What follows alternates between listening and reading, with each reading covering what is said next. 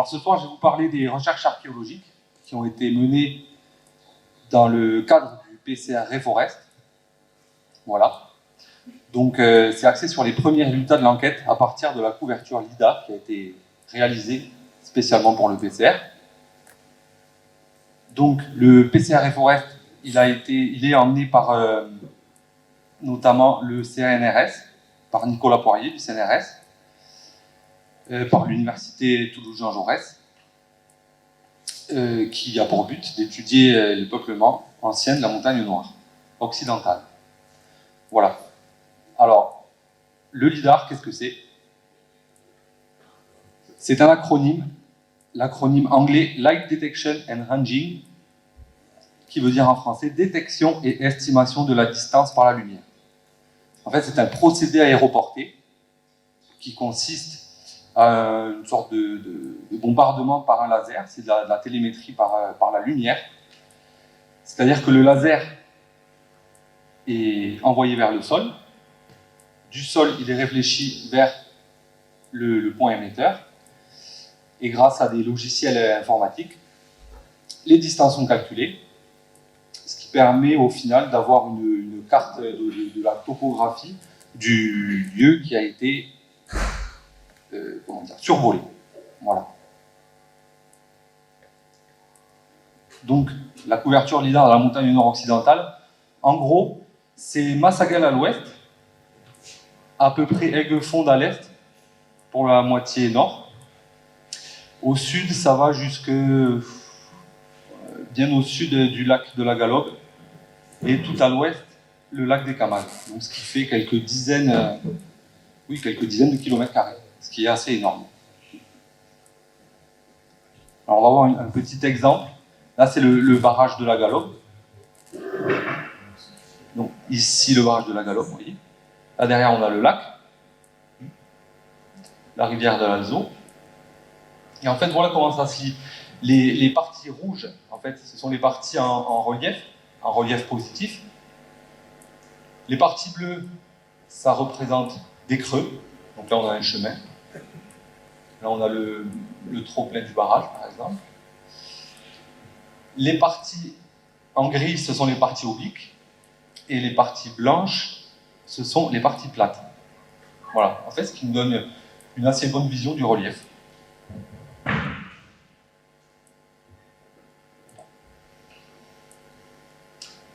Alors voilà, on va vous montrer des exemples de résultats.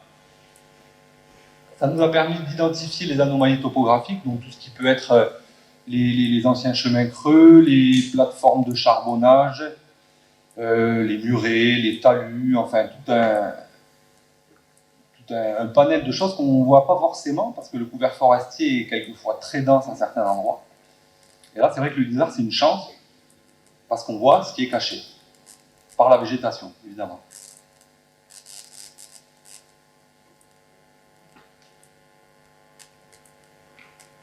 Alors voilà, là on se trouve sur le petit plateau qui est au nord du Montagnier, du côté du Clos du Palais. Là, on a pu identifier deux petits tertres. Voilà, un là, un là. J'en avais identifié un il y a quelques années, mais je crois que tu n'avais pas donné suite. Et voilà, grâce au LIDAR, on en a repéré un deuxième.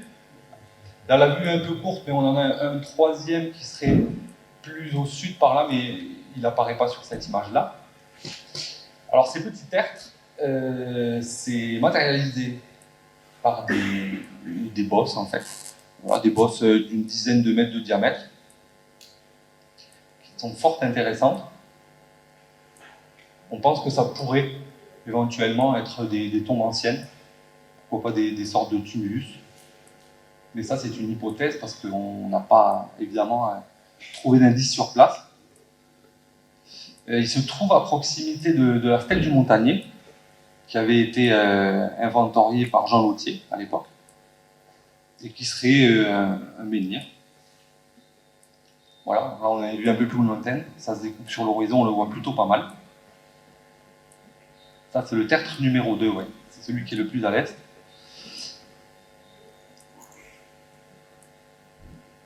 Voilà, ensuite, le LIDAR nous a permis de découvrir un petit oppidum qui est caché au lieu dit Le Carlat, sur la commune d'Espoussens. Alors voilà, ça se situe sur une petite montagne calcaire qui est perchée à 450 mètres d'altitude. Là, c'est une photo des années 40, si mes souvenirs sont bons. Les années 40, il y avait beaucoup moins de couverts forestiers, donc c'est vrai que là, la photo, elle rend plutôt pas mal. On voit la forme de l'enceinte, grosso modo, comme ça. Voilà. Et le lidar nous l'a révélé donc, très récemment. Là, c'est une position sur la carte IGN. Voilà, là, on la voit beaucoup mieux en rouge, comme ceci. Alors, le lidar, on s'est rendu sur place il y a déjà une grosse année. On a fait un premier tour qui nous a permis de récolter un peu de mobilier céramique, c'est-à-dire des tessons plutôt grossiers. Alors là, c'est deux meules à va-et-vient qui ont été réalisées sur des galets de granit. Voilà le mobilier céramique. Donc là, on a une fusaïole, voilà, qui servait sur les métiers à tisser. Non ? À filer. Ah oui, qui servait à filer, oui. Heureusement que Jean est là. Qui servait à filer la laine, donc ils étaient montés sur les fuseaux pour leur donner de l'inertie. Donc on a un autre exemple. On a une petite anse d'un pot, certainement avec un passage creux, qu'on voit mal sur la photo, qui servait à passer une ficelle pour la suspension de la dite céramique. Voilà. C'est maigre, mais c'est quand même des indices qui sont parlants, qui apparemment pourraient dater du premier âge du fer. Donc pour ceux à qui ça ne parle pas, ça serait les Gaulois. Grosso modo, 6e avant. Donc voilà, là on est sur un autre éperon barré. Celui-là, on ne l'a pas trouvé au lidar. On l'a trouvé tout simplement sur Google Earth, en épluchant les photos aériennes. Et ça nous a sauté aux yeux, parce que ici, on a des indices phytopédologiques, c'est ça ? Voilà. Donc ces traces vertes, c'est vraisemblablement l'emplacement d'un ancien fossé qui permettait de barrer le passage à l'éperon, qui est là. C'est une crête qui s'avance, comme ça, dans la plaine. Donc c'était un lieu qui était facilement fortifiable à l'époque, et qui a été fortifié visiblement. Ouais. Alors là, c'est vrai, sur la photo de profil, comme ça, on voit bien la forme de la crête. Là, c'est Verdun-Lauragais, derrière, donc le petit village castral. Et sur cet éperon, voilà, on suppose que le site s'étend à peu près comme ça. Voilà. C'était une surface plus étendue que le petit village médiéval en dessous. Alors voilà un relevé sur fond hygiène réalisé par Jean.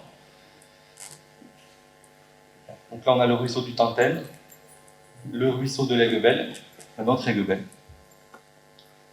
Et cette crête a été barrée sur un resserrement de l'éperon.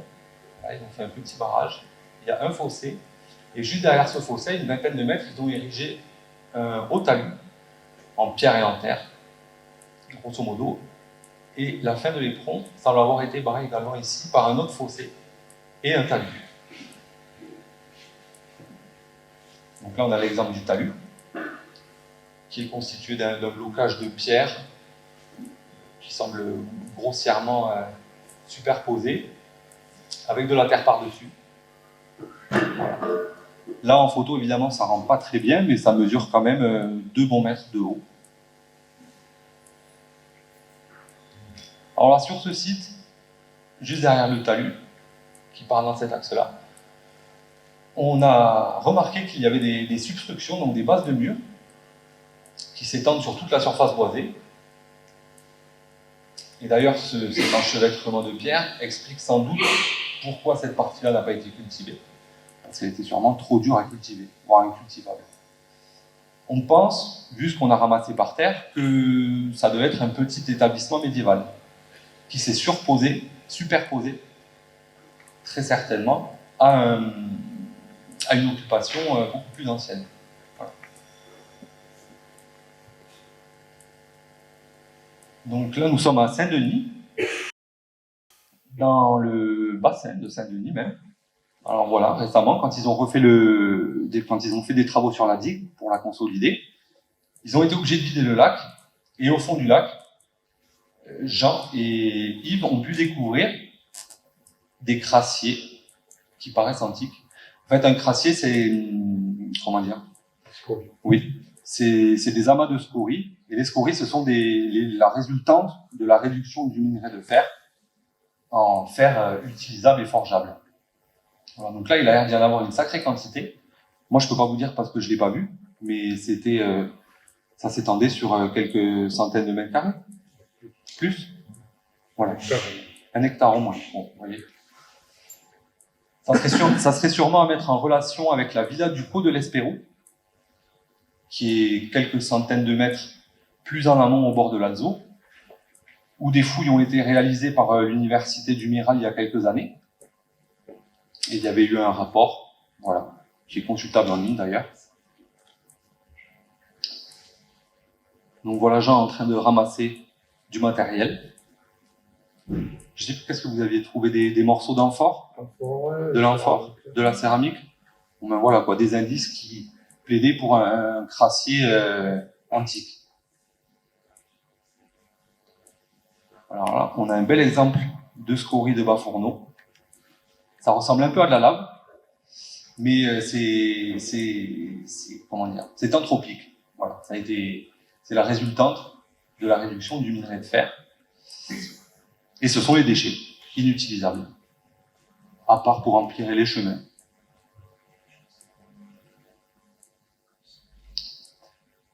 Donc voilà, on retourne sur la commune d'Escoussens, mais bien plus au sud, puisqu'on est à côté des bassins de Roudy, pour ceux qui connaissent, à 2 pas du monument de Fontbruno,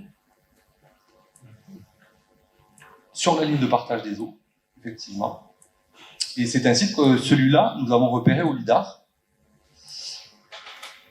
À la base, on y était allé parce que, bon, là, c'est difficilement visible sur ce cliché, mais on avait repéré un petit enclos fossoyé rectangulaire, ouais, qui nous a tapé dans l'œil, et c'est pour ça qu'on s'est rendu sur place.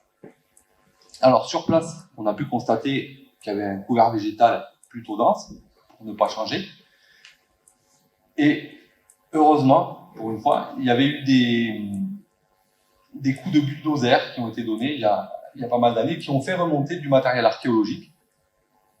Ce matériel archéologique, c'est des tuiles romaines. Alors, c'est des tuiles plates, qu'on appelle tégulées. Voilà, ça c'est l'emplacement du petit enclos. C'est des tuiles plates.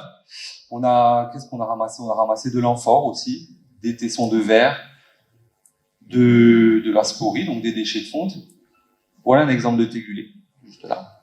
Tu la revois. Une grosse brique. Donc c'est un site qui a priori a été occupé dès l'Antiquité. Pour l'instant, c'est les indices les plus anciens qu'on ait, pour le moment. Par contre, on n'a pas grand-chose d'autre. Voilà. On n'a pas de substruction de murs, on n'a pas grand-chose. Donc pour l'instant, ça reste assez flou. Néanmoins, dans les sources qui se trouvent à côté, on a trouvé pas mal de céramique de toutes les époques, en fait. Donc c'est un site qui a été fréquenté plusieurs fois. On a trouvé aussi des restes de fours verriers, ce qui est quand même plutôt pas mal, qui ont été signalés et qui feront peut-être un jour l'objet d'une étude. Je ne sais pas. Alors là, on est à Contraste. C'est un petit castrum qui se situe dans la vallée du Centre, en surplomb du village de Massaguel, mais qui se trouve sur la commune de Verdal. Alors, ce site, on le connaît déjà bien. Il y a des gens qui ont fait des relevés. Je pense à Jean-Paul, qui l'a relevé il y a quelques années. Il y avait des relevés assez complets du castrum en lui-même et du village castral qui s'étend dans les pentes en dessous du castrum. Voilà. Il y avait des beaux relevés, mais nous, ce qui nous a sauté aux yeux, c'est ce qu'il y avait sur le plateau. Alors voilà, là, on a un relevé qui a été fait par Sylvie Campèche, et Christian Monnier, j'imagine, en 1988. Donc sur ce relevé, on voit bien le fossé sec qui barre l'accès au castrum depuis le plateau de la Pouzac. Donc là, on a plusieurs vestiges bâtis, des vestiges du rempart, à certains endroits, des vestiges de cases qui se trouvent en dessous. Bon, là, c'est très envahi par la végétation, c'est très pentu, il faut beaucoup de courage pour y aller. Ça, c'est clair. Donc ça, c'est un relevé de Jean-Paul, qui est un peu plus complet que celui de Sylvie Campèche. On voit mieux ce qui est les remparts, avec certainement des tours, voilà, qui s'avancent dans la partie abrupte du site. On aurait eu tendance à penser qu'ils auraient construit leur village sur la partie plate, donc sur le plateau, mais en fait, non, c'est pas le cas. C'est pas ce que nous ont montré les relevés. Donc voilà un cliché aérien de 1976. Pareil, là, on voit bien le fossé sec, la partie castrale, et en dessous, on voit pas, mais c'est toujours le village castral. Alors là, on voit quand même quelques traces comme ça, quelques lignes. C'est tout simplement, a priori, du parcellaire. Voilà, c'est des murs qui délimitaient des petits lopins de terre. Pour de la culture, peut-être. Ça paraît étrange parce qu'il y a peu de profondeur de sol à cet endroit-là. La culture ne devait pas y être facile. Et on les voit encore mieux au lidar. Donc ça, c'est la photo de 97. Vous voyez le couvert forestier qui a gagné sur le petit cos. Alors voilà. Donc là, on a toujours le castrum, le fossé sec. Et ici, dans les pentes en dessous, on voit des murs, certainement de terrasse. Voilà. Et c'est tout ça qui nous a sauté aux yeux, qu'on n'avait pas remarqué jusque-là, parce que pareil, il y avait trop de broussailles et l'élévation des séparations entre les parcelles n'est pas importante. Donc c'est compliqué à voir. C'est quelque chose qui mériterait d'être sans doute plus étudié, mais le temps manque. Donc voilà un relevé des anomalies là, réalisé par ordinateur et par Jean. On voit encore mieux les différentes linéations, ainsi que ce qui suppose être un chemin. Ici ou ici. C'est pas très clair. Donc, voilà. Un autre plan sur le fond IGN.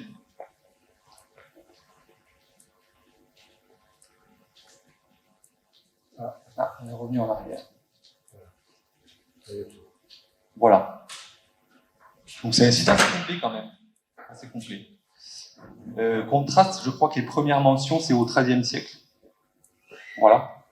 Il y a un chapelain qui est mentionné à Contraste, donc il doit y avoir une église, certainement cachée sous les décombres, mais qui est difficile à identifier aujourd'hui. Ensuite, ça a sûrement servi de refuge pendant la guerre de 100 ans. Ensuite, pendant les guerres de religion. Voilà, étant donné que c'est un lieu perché, difficile d'accès, très difficile d'accès. Ça a servi de refuge à nombreuses reprises. Et aujourd'hui, il y a la ferme de la Pouzac qui subsiste à côté. Alors, est-ce que c'était une petite métairie qui dépendait du castrum?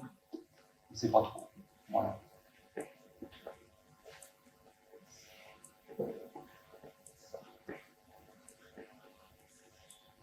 Donc voilà. Ensuite, avec Jean, on est allé visiter des fonderies au bord de l'Alzot, qui ont été équipées par M. Griffon, des Escudiers. Alors voilà, c'est en amont du lac de la Galogue, le long du cours de l'Alzot, au lidar, d'abord sur place, et au lidar ensuite, on a pu identifier une série de fonderies.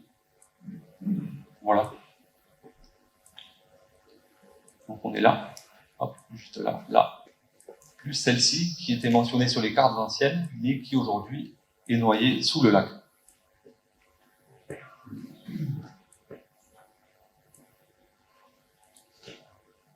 Ah ouais, là.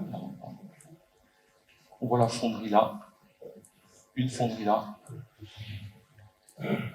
C'est deux jolis sites.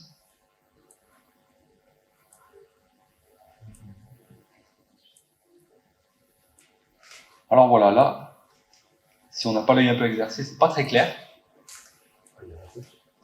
Là, il y a la route, oui. La route qui fait Font-Bruno, la Galope, donc. Ici, on a le cours de l'Alzo. Voilà. Qui fait comme ça. Ici, on a du mur. Ici, on a un chemin creux qui longe. Hop, comme ça. Pareil, ici, c'est muré. C'est muré, tout est muré. Il y a ce qui semble être des restes de bâtiments à droite, à gauche. Là, ce qui pourrait être un canal latéral à l'Alzo, un canal de fuite. Alors, le canal d'amener, je le vois plus trop. Il devait y avoir un canal d'amener ici qui amenait l'eau par là, dans la fonte, et qui repartait après dans l'Alzo. On a des tas de scories, on a pas mal de tas de scories à cet endroit-là. Ouais, il me semble que c'est ça. On a des gros tas de scories. Après, tout est recouvert par la végétation, mais c'est encore un coin où on voit certaines choses. Voilà, alors là, on y voit mieux. Donc là, des carrières d'extraction du granit, ici, qui ont probablement servi à ériger tous ces bâtiments. Peut-être un reste de bassin. Voilà. Ici, on a une plateforme, une grande plateforme. Là, on a un grand mur qui mesure encore 3 ou 4 mètres de haut, hein, facilement, qui est adossé à cette plateforme, justement. Et en dessous, ce qui semble être, en fait, un des anciens canaux. Donc là, on a un des anciens chemins creux, de cette fameuse fonderie. Voilà, un reste de la plateforme. C'est celui-là qui est plutôt grand, construit tout en granit. Jolie pierre, il y a des jolis restes. Une autre vue du soutènement de la plateforme. Voilà, des murs. C'est pas évident à voir, mais ce sont bien des restes de maisons ou de bâtiments, tout simplement. Voilà encore un mur ruiné.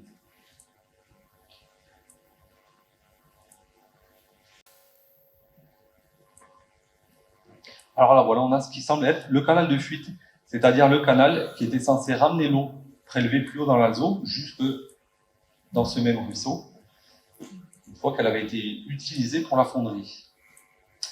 Malheureusement, sur place, on n'a pas trouvé de vestiges spéciaux, donc pour dater ce genre de vestiges, c'est pas évident. Peut-être ça serait médiéval, sans grande conviction, peut-être plus récent. Alors voilà, là on voit bien le bloc de granit qui a été évidé par les carriers, comme dans beaucoup d'endroits, d'ailleurs dans la forêt de Ramondens, qui a été énormément exploité pour le granit, jusqu'à il y a encore pas très longtemps. Voilà des beaux blocs taillés, sur place, abandonnés.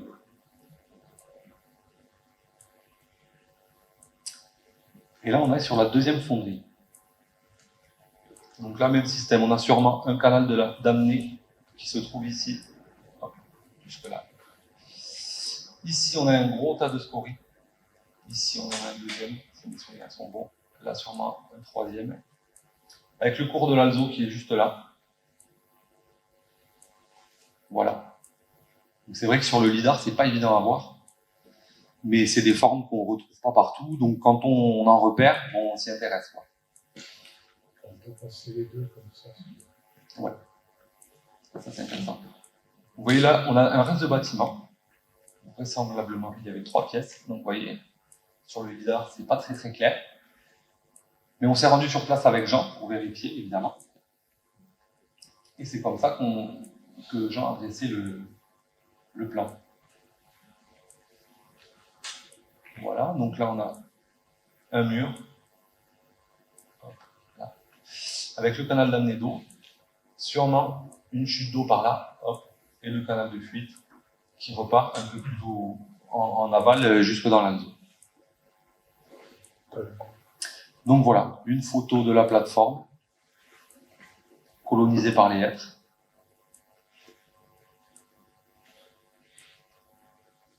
Encore des murs ruinés. C'est vrai que les deux sites se ressemblent énormément. Donc là, on a un plan ancien qui mentionne la fonte à la Combe. C'est une carte de 1772. Donc là, on a le cours de l'Alzot, hop, qui passe comme ça. Et ici, on a la fonte qui est mentionnée. Voilà. Avec un trait qui rejoint la fonte, qui est sans doute le canal d'Amné, et un deuxième, le canal de fuite, qui se rejette dans l'Alzot en aval. Le site étant noyé, c'est difficile d'aller voir. Donc voilà un petit rendu de ce qu'a fait Jean à partir du plan. Et voilà le hameau de la Fonte sur une carte de 1772. On remarque qu'il y a un bâtiment qui semble être une église. Voilà, on a le corps avec le clocher. Bon, est-ce que c'est une église? A priori, oui. Mais il n'y a pas de mention spéciale dans les textes. Étant donné que c'est noyé, je crois qu'on ne saura jamais. Donc voici sur le cadastre napoléonien un plan du hameau, voilà, avec des parcelles qui semblent arrondies, ce qui pourrait bien, représenter les tas de déchets de scories de fonte. On en a là, on a des parcelles arrondies, tout ici, jusque là, tout autour des bâtiments, comme ce qu'on a vu précédemment en fait, et ce qu'on a constaté sur place avec Jean, sur celles qui existent encore.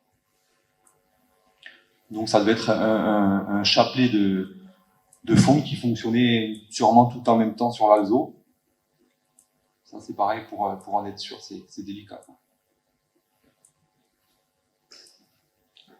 Mais en fait, ça fait de beaux indices quand même sur l'exploitation et le traitement du minerai sur la montagne noire. Il y en a encore beaucoup à découvrir, on en regarde souvent, on va souvent dans les bois le week-end chercher, et on trouve régulièrement à Ramondès, et évidemment à Haut-Taniboul, un peu partout. Mais ça va être un travail de longue haleine qui va nous demander encore un certain temps. Voilà. Merci.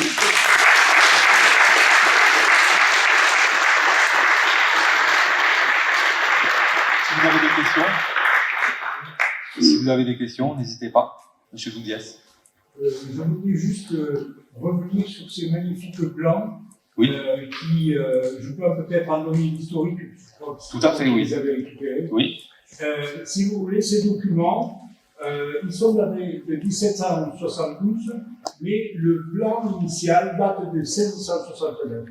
En 1669, vous ne savez pas que Louis de Froidnoux est venu réguler la gestion des forêts, dites forêts royales. Et il avait deux arpenteurs, parce que je sais que c'est le petit péché de notre administration, les arpenteurs. Il y avait deux arpenteurs qui s'appelaient Bussel et Delaille, et qui ont relevé la totalité des surfaces des grandes forêts dites royales. Donc, Ramondès, Haut-Taniboul, il y avait donc les forêts Saint-Nouveau, Saint-Léger, la Vialette pour notre espace à nous. Et quelques années après, puisqu'on est reporté en 1772, le monastère de Pouille, puisque ces cartes viennent du monastère de Pouille. Vous savez que Pouille était propriétaire de la forêt de Ramondès depuis 1256 jusqu'à 1792, à la Révolution.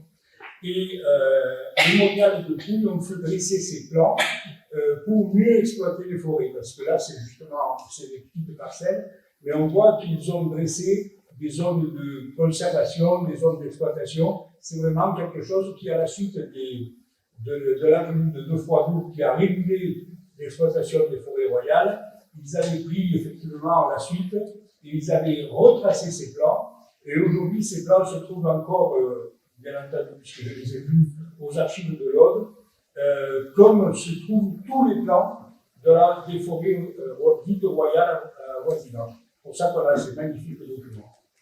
Et je pense que, effectivement, la Fonte, c'était le monastère de Pouille qui a été propriétaire en guillemets, et qui avait donné ça en sensible aux exploitants qui l'ont exploité jusqu'à la Révolution. Voilà. Merci.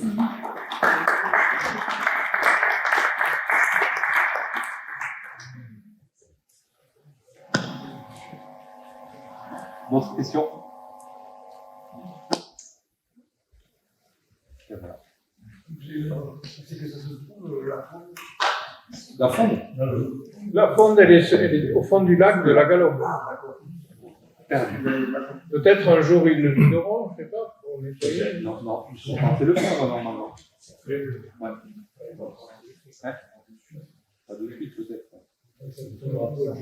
Bon, quand ils le videront, on ne sera pas aller voir. Voilà, c'est dangereux. Oui. Il y a Stéphane.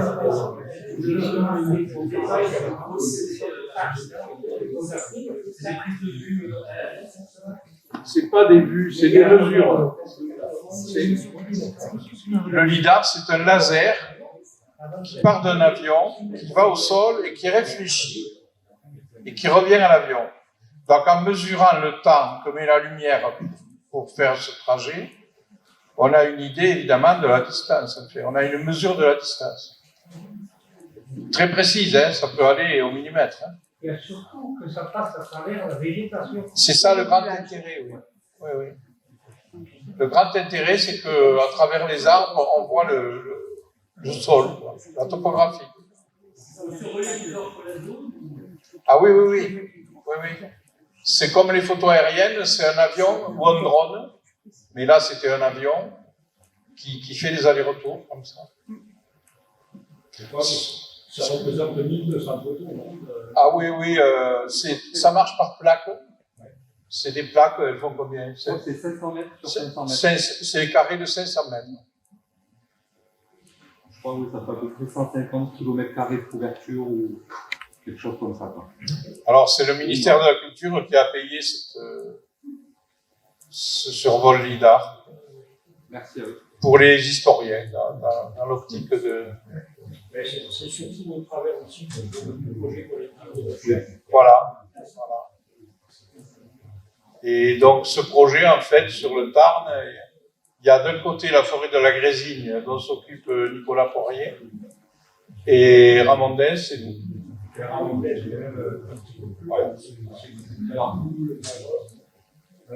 En fait, si vous voulez, il y a 3 ans de ça, on avait réussi à présenter aux instances régionales d'archéologie à Navarre, on avait réussi à présenter notre projet, qui était effectivement un projet d'étude sur Ramondès d'abord, mais sur l'ensemble du montagne nord occidental. Et il s'avère qu'on a fait une réunion où on a regroupé un petit peu tout ce qui touche les instances de la DRAC, de l'Adréal, du comité départemental d'archéologie. Bon. Et à la suite de ça, comme par miracle, M. Deloup, qui est le grand patron de la DRAC Occitanie, maintenant elle est grande, Occitanie, nous a donné le feu vert pour monter un projet collectif de recherche. Projet collectif de recherche qui est tenu aujourd'hui par un chercheur du CNRS, d'ailleurs l'ancienne boutique de notre ami Jean, qui s'appelle Nicolas Poirier. Et donc Nicolas Poirier est censé regrouper la totalité des travaux qui sont effectués sur l'ensemble du territoire. Et la totalité des travaux, que ce soit sur les zones préhistoriques, pour les archéologues, et même sur la période médiévale et sur la période moderne, pour essayer, puisque cela, ça fait déjà 2 comptes rendus qui ont été faits, de 400 ou 500 pages chacun, d'ailleurs, on a un peu travaillé. Et donc, ce sont des travaux qui ont été faits pour la première année, un premier compte rendu, un deuxième, on va en avoir un troisième cette année, dans le mois de novembre, et je pense qu'on va clôturer ça, sans doute par une grande réunion, sans doute à Sorèze, où on va présenter l'ensemble de ces travaux. Donc, il y aura eu 3 ans d'études successives pour essayer de mettre à jour ce qu'on ne connaissait pas, parce que ce qu'on connaissait, c'est plus la peine de l'écrire, on ne va pas exagérer non plus. Donc, ce qu'on ne connaissait pas sur le secteur. Voilà. Donc, si vous voulez, il y a beaucoup de choses qui se sont passées en même temps, et que beaucoup d'instances commencent à s'intéresser à ce que notre petit périmètre a affronté. Et ça, c'est une bonne chose. Et je vois que nous avons nos amis de l'ONF, je pense qu'ils nous ont beaucoup aidés sur pas mal de choses. Donc, merci à eux pour ce soir qu'ils soient là. Encore merci. Voilà.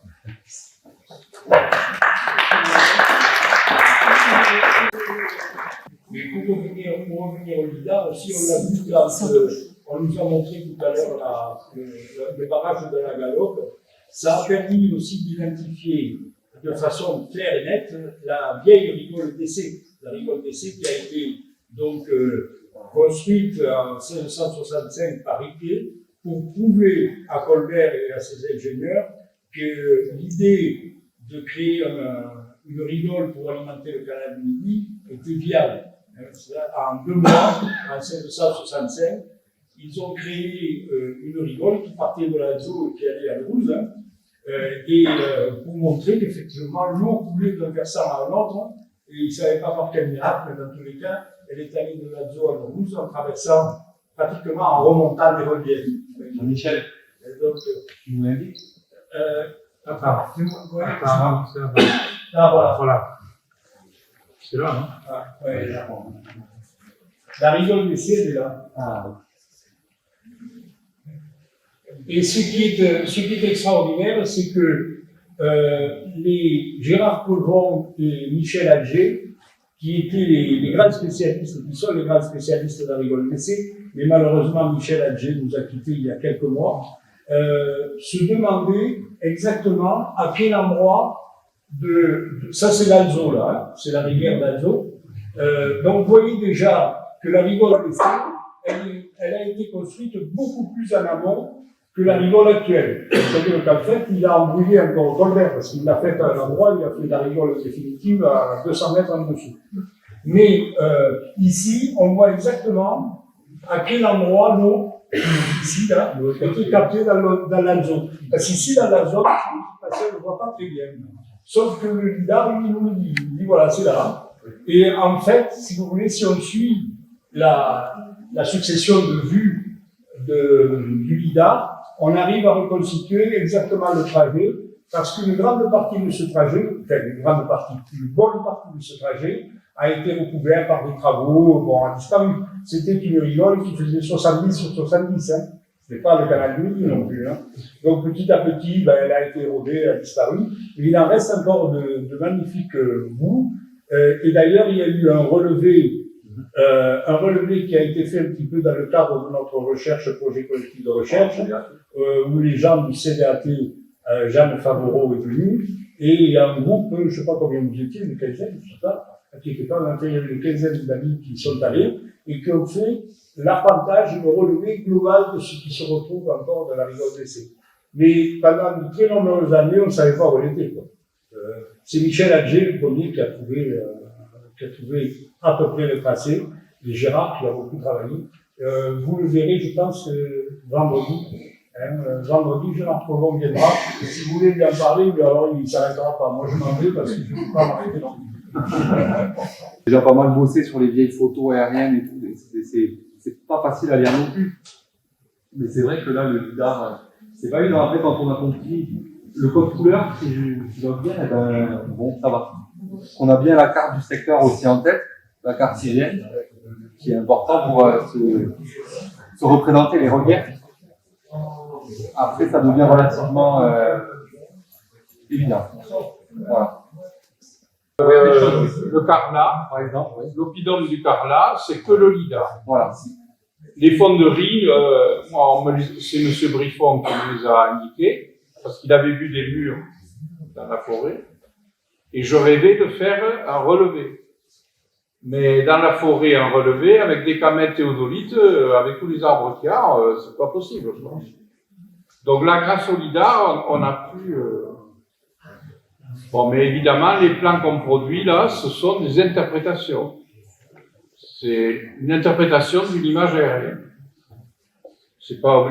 Peut-être qu'il faudrait, si on fouillait, il faudrait les corriger. Enfin, là, on a quand même une première vision de l'implantation des sites. L'apport est vraiment important de ce fait. Oui, il est important parce que c'est des sites qui étaient inconnus, complètement inconnus. Il y a celui-là, le champ des Théoulos aussi, et on en a d'autres qu'on a visité une première fois, mais qui méritent une seconde visite. On pense qu'on va trouver des vestiges aussi, quoi. Un peu plus ténus, les plus gros sites, en fait, on les a trouvés parce que tout de suite, bon, ça ressort, quoi. Et il y a beaucoup de sites à regarder, des petits sites. Mais là, on a quand même 2 oppidans. Oui. Alors qu'on pensait que tous les oppidans du Languedoc étaient recensés. Alors on a 2 oppidans complètement inédits. Et Un oppida. un oppidum, des oppidas. C'est du latin. Ça, c'est latin. C'est des petits camps fortifiés. Voilà. Là, non. Je sais pas quand ils ont fait la galope, est-ce qu'ils ont fait des prospections de l'archéologie préventive. C'est toi? Non, je ne crois pas qu'il y ait eu l'archéologie. La question, c'est quand ils font des travaux de ce genre, ils sont partis sur le boulot qu'ils vont faire, ils fichent totalement du terrain au niveau archéologique. Oui, oui. Non, mais la fonde, on savait que c'était une fonderie médiévale. Mais il n'y a pas eu de fouille à l'époque. Oui, il n'y a pas eu de fouille. Le barrage de la Galope, il date de quoi, 30 ans? Oui.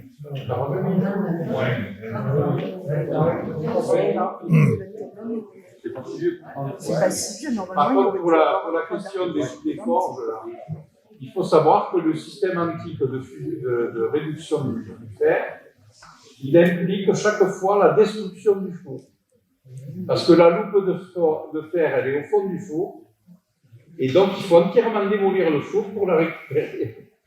Ce qui fait que souvent, on n'a jamais de reste de four antique.